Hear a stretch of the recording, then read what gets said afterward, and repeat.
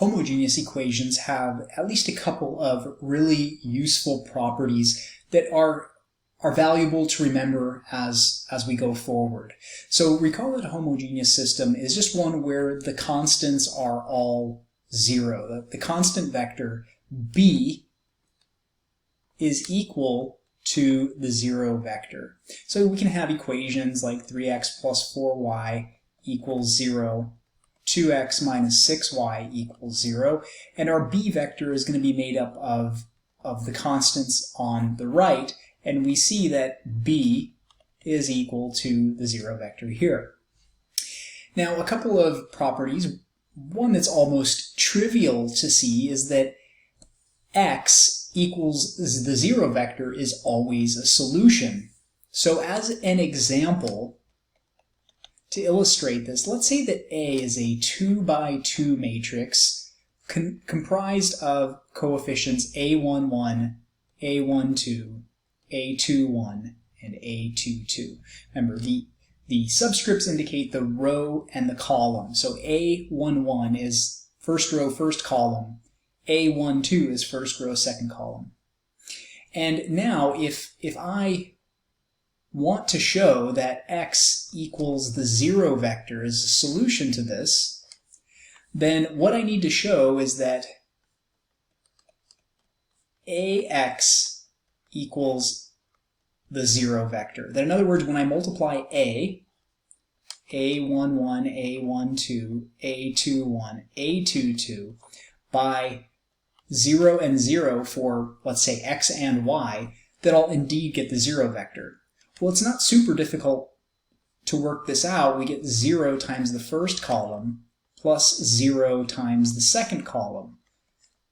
So it doesn't matter what those components are, what A11 and A21, nor does it matter what A12 and A22 are, because after all, they're getting scaled by 0, so I'll get 0 vector plus 0 vector equals the zero vector, and that checks out. So I just multiplied A by the vector x, which I'm plugging in zeros for, and I see that that's indeed going to be a solution. Now, in a larger situation, you might imagine that we'll have more coefficients in here. We could have, say, 10 columns, in which case that would correspond to 10 variables. And if each of those variables had a value of 0, then in this linear combination of those columns, 0 would scale the first column, 0 would scale the second, 0 would scale the third, etc. Most notably here that however long x is, if they were all zeros, then a times a vector of zeros will always produce zeros. So this is always going to be a solution, which leads us to noting something important. If we know that ax equals 0 will always have this solution, then that means a homogeneous system will have one or more solutions. Those are the only two possibilities. It will always have 0 as one solution, the zero vector, but it could potentially have more. So we'll write this. Ax equals 0 has one of the two possibilities. One, exactly one solution, namely the zero vector, because it will always have that, or it will have infinitely many solutions. So the way you can think about this in geometric form is that these are going to be two lines that have a zero constant, which means that these two lines will always pass through the origin. This is just a two-dimensional drawing, but this could be in 10 dimensions, kind of the same analogous idea. So 0, 0 is always going to be a point on that line. In this case, this is situation 1, right over here, where they have exactly one solution. They're going to go through the origin. The other possibility, where we said that there's infinitely many, means that basically both lines still go through the origin because they have a zero constant. But, and I'll just draw this with a different color, the two lines could potentially be the same line.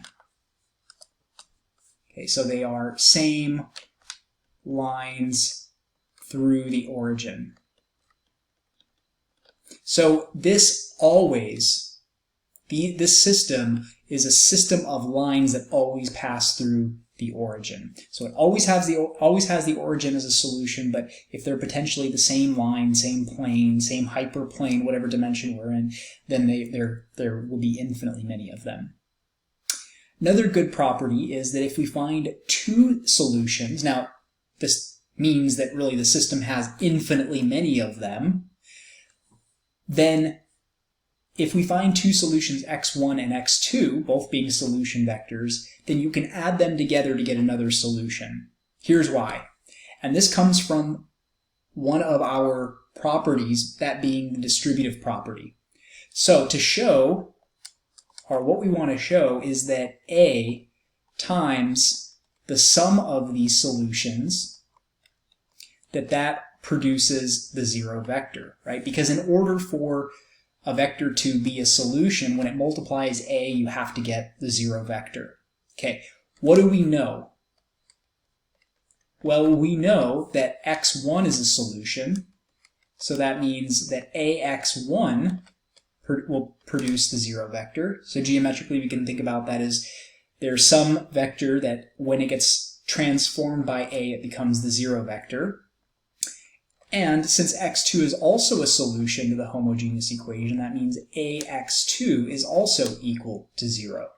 So we can use those two facts because it's saying if we've already found two specific solutions, what we're trying to establish is that their sum is also a solution. Well, we can use the distributive property of matrix vector multiplication, of matrix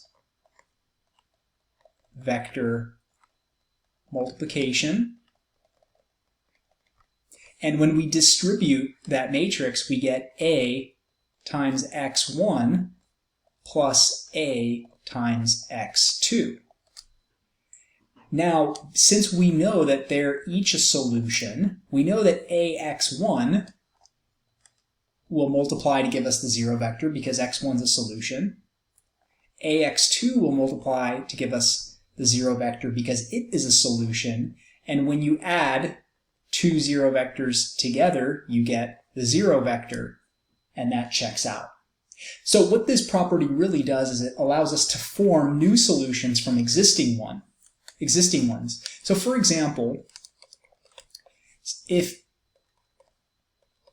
x1 was a, let's say, three-dimensional vector to shake things up, and it was 2, 1, 0, and x2 equals 1, 0, negative 1 are both solutions, then we also know that 2, 1, 0 plus 1, 0, negative 1, which equals 3, 1, negative 1, is also a solution.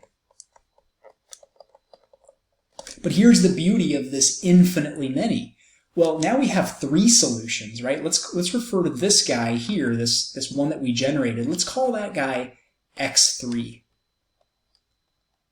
Well, this theorem doesn't, the subscripts aren't important. What's important here is if you find two solutions, then their sum is also a solution. So that means that if x1 and x3 are both solutions, also x1 plus x3, for example, will be a solution. So x1 plus x3 will be 2 plus 3 is 5, 1 plus 1 is 2, 0 plus negative 1 is negative 1, and x1 plus x2 plus x3, which would be 1 plus 3, 0 plus 1, negative 1 plus negative 1, negative 2. These are both solutions.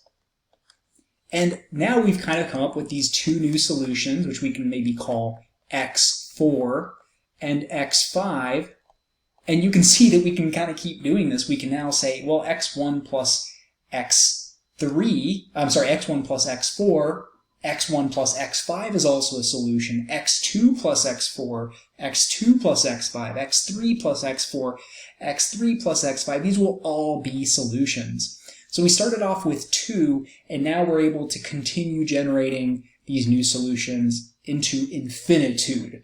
There's no limit because every new solution that we generate can be added to the previous solutions that weren't part of that summation. With that, we'll go ahead and stop. These are just 2 useful properties that may help us somewhere down the line, but it's good to observe these types of things because these neat properties can have very useful effects.